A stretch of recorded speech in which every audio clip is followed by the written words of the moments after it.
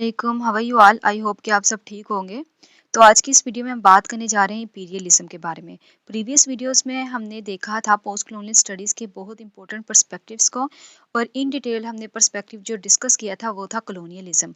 आज की इस वीडियो में हम बात करेंगे इंपीरियलिज्म को इन डिटेल। तो इंपीरियलिज्म क्या होता है? इंपीरियलिज्म कोई भी एक आइडियोलॉजी, कोई भी आइडिया या कोई भी फिलोसफी होती है जो एक पावरफुल कंट्री बनाती है in order to control a dependent country. ठीक है, जब एक कॉलोनाइज़र या एक कॉलोनाइज़र की जो कंट्री होती है, जो डोमिनेंट कंट्री होती है, किसी भी डिपेंडेंट कंट्री को कंट्रोल करने के लिए कोई पॉलिसी बनाएगी, तो उस पॉलिसी को, उस आइडियोलॉजी को हम कहेंगे इंपीरियलिज्म। और इस आइडियोलॉजी, इस पॉलिसी के अंदर वो ये डिस्कस यानी ये सारे पॉइंट्स डिस्कस किए जाते हैं कि किस तरीके से जो कॉलोनाइज़र है वो सोशल, पॉलिटिकल, इकोनॉमिकल और मिलिट्री कंट्रोल हासिल करेगा एक कॉलोनाइज्ड कंट्री पे। ठीक है, ये सारे पॉइंट्स को जब एक हम कह सकते हैं कि किसी भी काम को स्टार्ट करने से पहले हम क्या करते हैं, उसका फॉर्मेट बना लेते हैं। यानी कोई हम लिख लेते हैं कि यहाँ ये वाला पॉइंट ऐसा होगा, ये वाला ऐसा होगा, या लिटरेचर के अंदर या वैसे भी आप जो क्वेश्चन याद रखो करो। तो इंपीरियलिज्म भी सेम इसी तरह है, यानी कोई भी आइडियोलॉजी या जो कोई आइडिया या फिलोसफी जब बनाई जाती है in order to control over a dependent country, तो उस फिलोसफी को, उस आइडियोलॉजी को हम कहेंगे इंपीरियलिज्म। इंपीरियलिज्म के अंदर कुछ बेसिक पॉइंट्स को डिस्कस किया जाता है, जिसके अंदर बहुत इंपॉर्टेंट पॉइंट ये होता है कि किस तरीके से एक कॉलोनाइजर कॉलोनाइज्ड करेगा किसी भी कॉलोनी को। उसको कॉलोनाइज करने के लिए वो किन-किन टूल्स को बेसिकली यूज़ करेगा, वो सोशल टूल्स को, इकोनॉमिक टूल्स को यूज़ करेगा, मिलिट्री को यूज़ करेगा। तो ये सारे जो कॉन्सेप्ट्स होते हैं वो इसके अंदर डिस्कस किए जाते हैं। इसके अंदर मैंने एक पॉइंट लिखा है, that is economic imperialism. Economic imperialism बहुत इंपॉर्टेंट होता है, जो बेसिकली रेफर करता है इकोनॉमिक रिसोर्सेज पे या इकोनॉमिक मीन्स पे। इकोनॉमिक मीन्स कौन-कौन से हो सकते हैं? जो हमारी इकोनॉमिक पावर से रिलेटेड होते हैं, तो वो इसके अंदर आते हैं। फिर हमारे पास दूसरा पॉइंट इसके अंदर मैंने लिखा, that is territorial acquisition. Territorial का मतलब होता है ownership of an area of land, यानी किसी भी एरिया ऑफ लैंड पे जब आप ओनरशिप हासिल कर लेते हो तो दैट इज कॉल्ड टेरिटोरियल। तो टेरिटोरियल एक्विजिशन भी बेसिकली रेफर करता है कि किस तरीके से एक कॉलोनाइजर जाके कॉलोनाइज करेगा और उसकी लैंड को कॉलोनाइज बेसिकली किस तरह करेगा, उसको कैसे एक्वायर करेगा। तो ये वाला जो कॉन्सेप्ट है, ये कॉन्सेप्ट इस बात को भी हाईलाइट करता है कि जो इंपीरियलिज्म की ये वाला कॉन्सेप्ट रेफर करता है towards the control of coloniser, यानी कॉलोनियलिज्म के कॉन्सेप्ट को ये हाईलाइट करता है। ऑलवेज रिमेंबर, जो इसकी फर्स्ट वीडियो यानी जो प्रीवियस वीडियो थी, मैंने उसके अंदर आपको बताया था कि जो इंपीरियलिज्म होती है ये जस्ट एक फिलोसफी या आइडियोलॉजी होती है जो एक कंट्री को कंट्रोल करने के लिए बनाई जाती है। लेकिन जब इसको प्रैक्टिस किया जाता है तो वो प्रैक्टिस को हम डिस्कस करते हैं with the concept of colonialism and new colonialism. For example, अगर हम इंपीरियलिज्म को डायरेक्ट जाके प्रैक्टिस करेंगे, यानी डायरेक्ट जाके कोई एक कॉलोनाइजर किसी कंट्री को अपनी कॉलोनी बनाएगा, उस पर रूल करेगा, तो वो होगी कॉलोनियलिज्म। लेकिन अगर कोई जो कॉलोनाइजर यानी जो डोमिनेंट कंट्री है इनडायरेक्टली तौर पे किसी डिपेंडेंट कंट्री पे कंट्रोल करेगा, इनडायरेक्टली तौर पे मीन्स कि फिजिकल कंट्रोल नहीं होगा, लेकिन उसके जो सारा सिस्टम होगा ना किसी भी कंट्री का, वो एक कॉलोनाइजर के पास ही होगा, उसी के हैंड में होगा, तो उसे हम कहेंगे न्यू कॉलोनियलिज्म। यानी जो डायरेक्ट प्रैक्टिकल अमल है इंपीरियलिज्म का वो होगा कॉलोनियलिज्म, और जो इनडायरेक्ट होगा वो होगा न्यू कॉलोनियलिज्म। ठीक है, और इसके अलावा इंपीरियलिज्म के अंदर ये भी बात की जाती है कि एक्सप्लॉयटेशन किस तरह एक कॉलोनाइजर किस तरह दूसरों को एक्सप्लॉइट कर सकता है, यानी उनके रिसोर्सेज को वो किस तरह यूज कर सकता है। ठीक है, अब हम देखते हैं इसकी history. Just like the history of colonialism, imperialism की हिस्ट्री भी इसी तरह है। फॉर एग्जांपल, मैंने आपको बताया था कि जब भी आप कोई कंट्री किसी दूसरी कंट्री पे जाने के लिए रूल करना स्टार्ट करती है तो उससे पहले वो पॉलिसी बनाएंगे। तो इसी तरह हम कह सकते हैं कि कॉलोनियलिज्म की हिस्ट्री के साथ ही इंपीरियलिज्म की हिस्ट्री स्टार्ट हो जाती है। जैसे कि स्पेन और पोर्चुगीज ने क्या किया, इन्होंने जब आहिस्ता आहिस्ता इन्होंने कॉलोनी बनाना शुरू की, तो इनकी जो पॉलिसी थी वो एग्जाम्पल है इंपीरियलिज्म की। इस तरह इंग्लैंड, स्पेन, नीदरलैंड, जर्मनी और फ्रांस, इन्होंने जो कॉलोनी बनाई थी, तो इनकी जो पॉलिसी है वो इंपीरियलिज्म की एग्जांपल है। इसी तरह मॉडर्न इंपीरियलिज्म को भी डिस्कस करते हैं लेट 19th और अर्ली 20th सेंचुरी के पर्सपेक्टिव से, यानी लेट 19th और अर्ली 20th सेंचुरी में जो कॉलोनीज बनी उनके साथ, यानी जो कॉलोनाइजर्स थे वहाँ उन्होंने किस तरीके से अपनी पॉलिसी बनाई और फिर उन्होंने उन पॉलिसी पे अमल किया इन ऑर्डर टू इन्वेड, या हम कह सकते हैं in order to make the colony of dependent area. ठीक है, तो उसे हम कहेंगे मॉडर्न इंपीरियलिज्म इंपीरियलिज्म के फिनोमेना के अंदर हम डिस्कस करते हैं। For example during the period यानी during the period of late 19th century और द अर्ली 20th सेंचुरी, जो यूरोपियन पावर्स ने और विद यूरोपियन पावर ने, जापान ने और यूएस ने क्या किया, इन्होंने अपनी कॉलोनाइजेशन को एक्सपेंड करने के लिए जो कॉलोनीज न्यू बनाई, यानी ग्लोबलाइज होने के लिए जो इन्होंने कॉलोनीज बनाई, तो वो इसकी एग्जांपल है इंपीरियलिज्म की। ठीक है, फिर हम देखते हैं कि European imperialism in Africa started in the early 1800 with the establishment of colony. ठीक है, जब यूरोप ने इंपीरियलिज्म स्टार्ट किया था अफ्रीका के अंदर, तो अफ्रीका के अंदर हम कॉलोनियलिज्म के पर्सपेक्टिव के अंदर बहुत इंपॉर्टेंट राइटर पढ़ते हैं, दैट इज गुगी व थियानो। उसको हम नेक्स्ट डिस्कस करते हैं। बस आप ये समझ लो कि इंपीरियलिज्म की हिस्ट्री वहीं से स्टार्ट हो जाती है जैसे कॉलोनियलिज्म स्टार्ट हुआ था, क्योंकि इंपीरियलिज्म का बहुत गहरा ताल्लुक है। इंपीरियलिज्म होगा तो कॉलोनियलिज्म होगी, ठीक है। इंपीरियलिज्म होगा तो न्यू कॉलोनियलिज्म होगी, ठीक है। अब हम देखते हैं कुछ की कॉन्सेप्ट्स को जो हम कॉलोनियलिज्म के अंदर इंपीरियलिज्म के अंदर डिस्कस करते हैं। यानी इंपीरियलिज्म स्टार्ट क्यों की जाती है, या तो कोई कंट्री इंपीरियलिज्म को स्टार्ट करेगी in order to expand their economy, अपनी इकोनॉमी को एक्सपेंड करने के लिए, या टू बी इंडस्ट्रियलाइज्ड, यानी इंडस्ट्रियलाइज होने के लिए, इंडस्ट्रियलाइजेशन को एक्सपेंड करने के लिए अपनी इंपीरियलिज्म स्टार्ट करेगी, ठीक है। पॉलिटिकल एंड इकोनॉमिकल कंपटीशन भी आ जाता है इसके अंदर। फॉर एग्जांपल जब हमने देखा कि after the second world war 20th century के अंदर या 18th सेंचुरी के अंदर हम देख लेते, तो आहिस्ता-आहिस्ता पहले स्पेन ने, फिर पोर्चुगीज़ ने, इन्होंने क्या किया, इन्होंने आहिस्ता-आहिस्ता अपनी कॉलोनीज़ बनाना शुरू की। सबसे पहले कॉलोनीज़ का काम पोर्चुगीज़ ने शुरू किया था, ठीक है। अगर आपने मेरी प्रीवियस वीडियो देखी हो तो आपको याद होगा। तो उसके बाद फिर स्पेन आया, फिर इंग्लैंड, फिर नीदरलैंड, ये सारी कंट्रीज़ ने आहिस्ता-आहिस्ता स्टार्ट करने के इंपीरियलिज़्म को, या हम कह सकते हैं कॉलोनियलिज़्म को स्टार्ट किया। तो उससे क्या हुआ, कॉम्पिटिशन अरोस हुआ, ठीक है। फिर इंक्रीज़ पॉलिटिकल पावर को इंक्रीज़ करने के लिए, ये बहुत इंपॉर्टेंट होता है। जब आप किसी कंट्री को अपनी कॉलोनी बना देते हो तो उसके जो पीपल होते हैं वो आपके एक तरह से स्लेव होते हैं। बेसिकली कॉलोनियल तो एक है ही क्रूअल प्रोसेस, ठीक है, जैसे मैंने आपको बताया। तो फ्रांस फैनन भी इसकी बहुत इंपॉर्टेंट पॉइंट्स के बारे में आवाज़ उठाता है, हम उसको भी नेक्स्ट इंशाल्लाह डिस्कस करेंगे। अच्छा, तो अभी के ये लिए क्या हम डिस्कस कर रहे हैं कि इंक्रीज़ अपनी पॉलिटिकल पावर्स को, अपनी पॉलिटिक्स को इन्हेंस करने के लिए क्या करते हैं, कोई भी कंट्री इंपीरियलिज्म को स्टार्ट करती है। फिर रेसिज्म बहुत इंपॉर्टेंट है। आप देखते हो कि रेसिज्म के अंदर हमारे पास डिस्क्रिमिनेशन आ जाता है, ब्लैक और वाइट का कॉन्सेप्ट आ जाता है, एक इन्फीरियर और दूसरा सुपीरियर आ जाता है, ठीक है। अदरिंग का कॉन्सेप्ट्स आ जाते हैं, जो वाइट हैं वो अपने आप को सुपीरियर समझते हैं, ऐसे कॉन्सेप्ट्स आ जाते हैं। फिर क्या कहते हैं, एक्सप्लॉइट करने के लिए बनाया जाता है। ये तो बहुत कॉमन सा फैक्टर रहा है हमेशा से कॉलोनियलिज्म और इंपीरियलिज्म का। अपने रिलीजियस बिलीफ को स्प्रेड करने के लिए कुछ कॉलोनीज या इंपीरियलिज्म को स्टार्ट किया जाता है। अब रिलीजियस बिलीफ कैसे, मैंने आपको लास्ट में एग्जांपल दी थी क्रूसिबल की, ऑर्थर मिलर ने लिखा उसका, जो ये बेसिकली एक प्ले है, ऑर्थर मिलर ने लिखा क्रूसिबल। तो उसके अंदर हम देखते हैं कि जो इसका बैकग्राउंड है ना, वो बेसिकली रिलीजियस डोमिनेंस बेस ही बैकग्राउंड है, कि किस तरीके से जो प्योरिटन है वो अमेरिका के अंदर है, उन्हें अपने रिलीजियस को स्प्रेड किया। तो ये सारी चीज़ें उसके अंदर हाईलाइट करता है जो ऑर्थर मिलर है, क्योंकि उसके अंदर विच क्राफ्ट का सीन दिखाया गया है, विच क्राफ्ट की का बैकग्राउंड रखा गया है, और किस तरीके से अमेरिका के अंदर ये सारी चीज़ें स्टार्ट हुई थी, फिर प्योरिटनिज्म पहला, ये सब कुछ वहाँ दिखाया गया है। फिर हम देखते हैं कल्चरल हेजिमोनी। तो जो हेजिमोनी का मतलब बेसिकली होता है डोमिनेंस ऑफ अ ग्रुप, यानी एक सोशल ग्रुप का या किसी भी कल्चर का, किसी भी चीज़ की कोई एक ग्रुप हो सकता है, या कोई कल्चर की जो डोमिनेंस होती है उसे हम कहते हैं culture hegemony basically.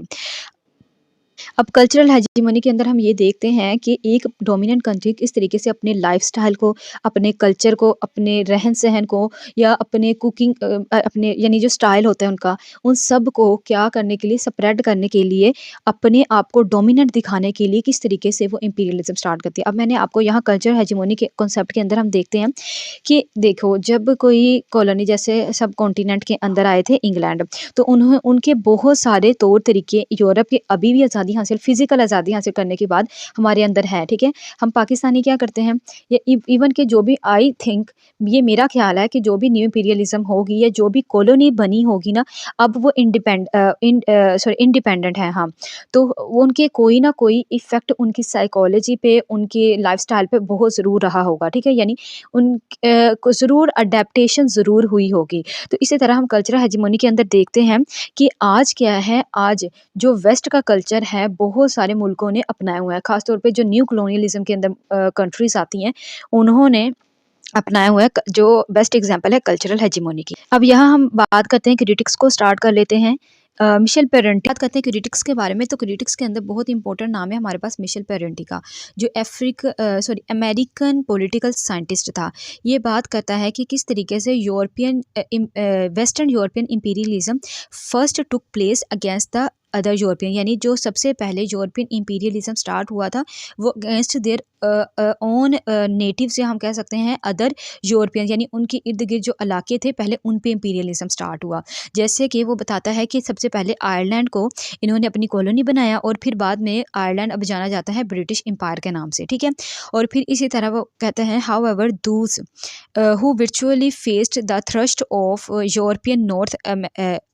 of European North America and Japan, और उसके अंदर आता है अफ्रीका, एशिया और अमेरिका। अब मैं आपको बताती हूँ, वो कहता है कि सबसे पहले क्या है कि यूरोप ने फर्स्टली उन्होंने कॉलोनी बनाई, यानी इंपीरियलिज्म, वेस्टर्न यूरोपियन इंपीरियलिज्म अपने ही यूरोपियंस के अगेंस्ट स्टार्ट किया। फिर बाद में कुछ कंट्री यानी डोमिनेंट कंट्री जैसे कि यूरोप हो गया, नॉर्थ अमेरिका हो गया और जापानीज़ ने इन्होंने क्या किया, फिर बाद में इन्होंने अपनी पावर्स को यानी इंपीरियलिज्म इन्होंने स्टार्ट कर दिया अफ्रीका पे, एशिया पे और अमेरिका, लैटिन अमेरिका पे, ठीक है। ये इसके बारे में बताता है कि जो इंपीरियलिज्म का प्रोसेस बेसिकली कहाँ से स्टार्ट हुआ और किस तरह ये फैला। क्योंकि जब भी आपने किसी चीज़ को अपने अंदर लेना होता है ना, तो आप ये एक फैक्ट है कि जब आपने किसी के डोमिनेट होना है तो आपको पहले उन लोगों का ट्रस्ट गेन करना पड़ेगा कि जो आपके इर्द गिर्द है। एक एग्जाम्पल बता रही हूँ मैं। अब ये देखो, इसी तरह ये भी इसी तरह जैसे मैंने आपको ये एग्जाम्पल बताई, इसको हम ले लेते हैं कि वो बताते हैं कि जो वेस्टर्न इंपीरियलिज्म ने सबसे पहले क्या बताया, अदर यूरोपियंस, ठीक है। जो वेस्टर्न यूरोपियन इंपीरियलिज्म ने फर्स्टली दे टुक अगेंस्ट अदर यूरोपियंस, ठीक है, यानी जो इनके इर्द गिर्द इलाके थे पहले उन्हें अपने इंपीरियलिज्म अपनी कॉलोनी बनाया, फिर बाद में वो फैले, ठीक है। फिर बहुत इंपॉर्टेंट जो दूसरा हमारे पास नाम है, who was an African basically, तो गुगी वा थियानो बहुत इंपॉर्टेंट नाम है। गुगी वा थियानो का डीकोलोनाइजेशन के अंदर, इसके अलावा लैंग्वेज के अंदर बहुत इंपॉर्टेंट रोल प्ले करता है। ये लैंग्वेज एंड डीकोलोनाइजेशन के कॉन्सेप्ट देता है गुगी वा थियानो। ये गिकुओ का रहने का वाला था, बेसिकली गिकुओ, ठीक है, उसका रहने वाला था और इसने अपना वर्क लिखा था under the name of decolonising the mind the politics of language in African literature. ये वर्क लिखा था। इसके अंदर बेसिकली वो डीकोलोनाइजेशन की भी बात करता है, इंपीरियलिज्म की भी बात करता है, ठीक है। वो पोस्ट कलोनियलिज्म के मुख्तलिफ पर्सपेक्टिव को उठाता है और उसके बारे में बात करता है। और इसके अंदर जो मैंने यहाँ पॉइंट लिखा है अकॉर्डिंग टू इंपीरियलिज्म, वो ये कहता है, ये बेसिकली अपने इस वर्क के अंदर नेचर ऑफ इंपीरियलिज्म बताता है और ये कहता है कि किस तरीके से इंपीरियलिज्म ने इफ़ेक्ट किया था लैंग्वेज ऑफ अफ्रीका पे, ठीक है। अफ्रीका की सोशल, पॉलिटिकल, इकोनॉमिकल, मिलिट्री और इवन के साइकोलॉजिकल पॉइंट्स को या साइकोलॉजिकल वे के अंदर भी जो इंपीरियलिज्म का इफेक्ट क्या है, ये उन चीज़ों को हाईलाइट करता है। और इसके अलावा in order to define his point further, वो टू पर्सपेक्टिव बताता है of the impact of imperialism, ठीक है। जिसके अंदर सबसे वो पहले कहता है कि इंपीरियलिज्म ने इम्पैक्ट किया है हमारे social, economical and political effect, यानी जो पहला पॉइंट है वो है social, economical and political effect. इसके अंदर वो बात करता है सोशल क्या है, जो सोसाइटी से रिलेट करते हैं, इकोनॉमी क्या है, जो आपकी इकोनॉमी यानी पैसे वगैरह से रिलेट करती है, जिस पे आपकी जो पॉलिटिकल या आपकी जो बेसिकली ओवरऑल जो सिस्टम होता है, बहुत इंपॉर्टेंट फैक्टर होता है जो इकोनॉमी पे बेस करता है।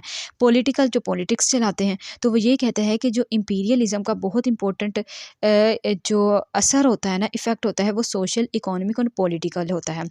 अब वो इसके लिए बहुत बेस्ट एग्जांपल देता है हमें आईएमएफ की। आईएमएफ आई होप सो कि आपको पता हो, अगर आपको नहीं पता मैं आपको बता देती हूँ। IMF refers to international monetary fund, ठीक है। तो इंटरनेशनल मॉनेटरी फंड जब अमेरिका के अंदर स्टॉक मार्केट का क्रैश हुआ था, जिसे द ग्रेट डिप्रेशन भी कहा जाता है, तो उसके बाद ये बनाया गया था इंटरनेशनल मॉनेटरी फंड। और इसका बेसिक पर्पस क्या होता है, इसके अंदर बहुत सारे मुल्कों ने अपनी कंट्रीब्यूट की हुई हैं, जैसे बहुत बड़े बड़े मुल्क होते हैं, तो वो क्या करते हैं इसके अंदर आईएमएफ के अंदर कर्जे दिए जाते हैं, बेसिकली जो सूद बेस होते हैं, ठीक है। इसके अंदर कर्जे दिए जाते हैं उन कंट्रीज़ को जिनकी इकोनॉमी अंडर डेवलप होती है, जो अपनी डेवलप अभी नहीं हुए होते हैं, या जिनको जो जिसे फाइनेंशियल कंडीशन या फाइनेंशियल प्रॉब्लम जिन्हें फेस कर रहे होते हैं, तो आईएमएफ उन्हें कर्जे देता है। तो यही बात करता है कि आईएमएफ की वजह से, और ये जो कर्जे होते हैं ना, बेसिकली एक तो सूद बेस होते हैं, दूसरा ये जो कर्जे दिए जाते हैं आईएमएफ के थ्रू, ये होते हैं, ये ना कुछ शराइत की बेस पे दिए जाते हैं, ठीक है। जब आपको कोई एक आईएमएफ कर्जा देगा ना, तो कुछ कंडीशंस भी रखेगा, ठीक है। तो इस तरह जब वो कंडीशन रखता है तो आपकी पॉलिटिक्स इफेक्ट होगी, जब आपको कर्जे देगा तो आपकी इकोनॉमी इफेक्ट होगी, और ये जो सारे फैक्टर मिलकर आपकी सोसाइटी को इफेक्ट करते हैं। तो इस तरह हम ये कह सकते हैं कि ये जो इंपीरियलिज्म है अकॉर्डिंग टू गुगी वथियानो, वो सोशल, इकोनॉमिक और पॉलिटिकल इफेक्ट रखता है। और फिर इसी के साथ-साथ हमें इम्पीरियलिस्टिक डोमिनेशन ऑफ पॉलिटिक्स भी देखने को मिलती है, ठीक है। अब हम बात करते हैं इसका सेकंड पर्सपेक्टिव, और सेकंड पर्सपेक्टिव वो कहता है कि जो दूसरा पर्सपेक्टिव जो इम्पीरियलिज्म का होता है, वो होता है effect of the cultural bomb. अब जो effect of the cultural bomb है बहुत इंपॉर्टेंट है। अब कल्चर क्या होता है? कल्चर बेसिकली आपकी आइडेंटिटी का एक सिंबल होता है। आपकी लैंग्वेज और आपका कल्चर ही आपकी आइडेंटिटी को फाइंड आउट करता है, ठीक है। आपकी आइडेंटिटी बेसिकली ये बनाता है। तो इस तरह वो ये कहते हैं कि ये जब इम्पीरियलिज्म ने हमारे इफ़ेक्ट किया है हमारे कल्चर पे, ठीक है। ओ और जब ये इफ़ेक्ट करता है, जो कि चूँकि कल्चर हमारे आइडेंटिटी का सिंबल है, इसलिए हम आइसोलेट हो जाते हैं। आइसोलेट कर देता है लोगों को उनकी आइडेंटिटी से, एनिहिलेट कर देता है लोगों को उनके हेरिटेज से और इवन की लैंग्वेज से, ठीक है। मैंने अभी आपको बताया कि कल्चर किस तरीके से डोमिनेट होता है कल्चरल हेजेमनी के अंदर। अब वो किस तरह हम देख सकते हैं कि language as a means of spiritual subjugation. आपकी लैंग्वेज खत्म होगी तो आपकी आइडेंटिटी खत्म होगी। हम अपने आप को एक्सप्रेस कैसे करते हैं? अपनी लैंग्वेज के थ्रू। और कल्चर जो है, और लैंग्वेज और कल्चर मिलके हमारी आइडेंटिटी को हाईलाइट करते हैं, ठीक है, हमारी आइडेंटिटी बनाते हैं। तो इस तरह वो कहते हैं कि ये जो इंपीरियलिज्म है हमारे कल्चर पे भी इफेक्ट करता है, ठीक है। अब हम बात करते हैं कुछ एग्जांपल्स ऑफ इंपीरियलिज्म की। यहाँ मैंने कुछ एग्जांपल्स लिखी हैं ऑफ इंपीरियलिज्म की, जिसके अंदर the Napoleonic war, British empire, the scramble for America, the Russian empire. ये कुछ मोटी मोटी एग्जांपल्स हैं जिसके अंदर हम इंपीरियलिज्म को ले सकते हैं, यानी अपने क्वेश्चन के अंदर आप इन पॉइंट्स को ऐड कर सकते हो, ठीक है। अब हम बात करते हैं कुछ कोटेशंस के बारे में। तो फ्रांस फैनन कहता है कि जो इंपीरियलिज्म है ना, it leaves behind germs of root which we must clinically detect and remove from our land but from our mind as well। तो वो कहते हैं कि जो इंपीरियलिज्म को एक जम के साथ बात करता है। वो कहता है कि जो इंपीरियलिज्म है ना, इट्स लाइक अ जम, ठीक है। एक मेटाफर का यूज़ करता है। वो कहता है कि इंपीरियलिज्म क्या है, वो बिहाइंड अपने पीछे छोड़ देता है जम्स को, जिसे हमें ज़रूर रिमूव करना चाहिए। अब रिमूव हम किस तरीके से करते हैं? या तो अपनी लैंड से और अपने माइंड को। यानी वो कहते हैं कि इंपीरियल, यहाँ हमें दो कॉन्सेप्ट देखने को मिलते हैं। एक तो वो ये कि जब इंपीरियलिज्म क्या होते हैं, वो हमें लाइक अ जम की तरह होता है कि जम क्या कहता है, आपको चिमट ही जाता है, फिर आपको उसे क्लिनिकली रिमूव करना पड़ता है। यानी वो उसके टर्म के अंदर हम देखें तो क्या करते हैं वो, कि इसे इसे रिमूव करना चाहिए। और इसे रिमूव करने के वो तरीके भी बताते हैं कि अपनी लैंड से, ठीक है, या तो उन्हें डीकोलोनाइज हो गया, और decolonisation of land, even decolonisation of mind, इन दोनों की बात वो करता है, ठीक है। नेक्स्ट जो मैंने कोटेशन ऐड की है वो गुगी व थ्यानो की है। और जो गुगी व थ्यानो कहता है, वो कहते हैं imperialism is a system of exploitation. क्या है? सिस्टम ऑफ एक्सप्लॉयटेशन है that occurs not only in the brutal form of those who come with guns to conquer territory. वो कहते हैं कि जो इंपीरियलिज्म होते हैं ना, it's a system of exploitation, जो सिर्फ ब्रूटल फॉर्म के अंदर नहीं आता। Imperialism offer occurs in most subtle form, a loan, food, aid और ब्लैकमेल। अब ये देखें, ये जो यहाँ मैंने कोटेशन ऐड की है ना गुगी बथियानो की, तो ये कोटेशन है, ये तीनों पर्सपेक्टिव को कवर कर रही है। पहला पर्सपेक्टिव है इंपीरियलिज्म, दूसरा है कॉलोनियलिज्म और तीसरा है न्यू कॉलोनियलिज्म। आप तीनों पर्सपेक्टिव जब डिस्कस करोगे, अलग-अलग भी करोगे, तो तीनों के अंदर ये कोटेशन ऐड कर सकते हो। अब इस कोटेशन को समझते हैं। वो कहते हैं कि जो इंपीरियलिज्म है ना, ये सिस्टम ऑफ एक्सप्लॉयटेशन है, जो ना सिर्फ ब्रूटल फॉर्म ऑफ क्रूएलिटी, यानी जो ब्रूटल फॉर्म से आता है, यानी सिर्फ ब्रूटल फॉर्म से नहीं आता। अब जो ब्रूटल फॉर्म है ना, वो रेफ़र करती है कॉलोनियलिज़्म के। कॉलोनियलिज़्म के अंदर क्या होता है, डायरेक्टली जाके फिज़िकल कंट्रोल होता है, ब्रूटैलिटी होती है, सब्जुकेशन होती है। तो वो कहती है कि गुगी व थ्यानो कहता है कि ये ब्रूटल फॉर्म से सिर्फ़ ब्रूटल फॉर्म से नहीं आता, लेकिन ये क्या करता है, ये इनडायरेक्ट फॉर्म से भी आ सकता है। जैसे कि लोन दे सकते हैं, आपकी फूड, आपकी एड, आपको ब्लैकमेल भी किया जा सकता है। तो हम यहाँ देखने को मिलता है कि ब्रूटल फॉर्म यानी इंपीरियलिज़्म ना सिर्फ डायरेक्ट बल्कि इनडायरेक्ट वे पे भी आप पे अटैक कर सकता है, ठीक है? आपको अपना स्लेव बना सकता है। तो आई होप सो कि ये वाला पॉइंट आपको अच्छे से क्लियर हो गया होगा। तो आज की इस वीडियो में बस इतना ही। अपना बहुत सारा ख्याल रखिएगा, दुआ में याद रखिएगा। आज हमने डिस्कस किया है इंपीरियलिज्म को और नेक्स्ट वीडियो में हम इंशाल्लाह डिस्कस करेंगे न्यू कॉलोनियलिज्म को। फिर हम ये देखेंगे कि इंपीरियल वैसे तो मैंने आपको सारे ही पॉइंट साथ-साथ क्लियर कर दिए हैं, जो नेक्स्ट वीडियो में भी डिस्कस करने वाले थे वो भी मैंने साथ ही कर दिए हैं। क्योंकि नेक्स्ट वीडियो में हम न्यू कॉलोनियलिज्म को इंपीरियलिज्म के पर्सपेक्टिव से देखने वाले थे और उसको मैंने आज ही आपके साथ डायरेक्ट और indirect way of imperialism relate करके बता दिया। तो आई होप सो कि ये सारे पॉइंट आपको अच्छे से क्लियर हो गए होंगे। हर पॉइंट की आपको बहुत अच्छे से समझ आई होगी। अगर इसके अलावा कोई पॉइंट आपको रह गया हो, ये समझ ना हो तो मेक श्योर कि पहले आप वीडियो को देखो और फिर कमेंट सेक्शन में मुझसे पूछ सकते हैं, ठीक है? बहुत सारा ख्याल रखिएगा, दुआ में याद रखिएगा। अल्लाह हाफ़िज़।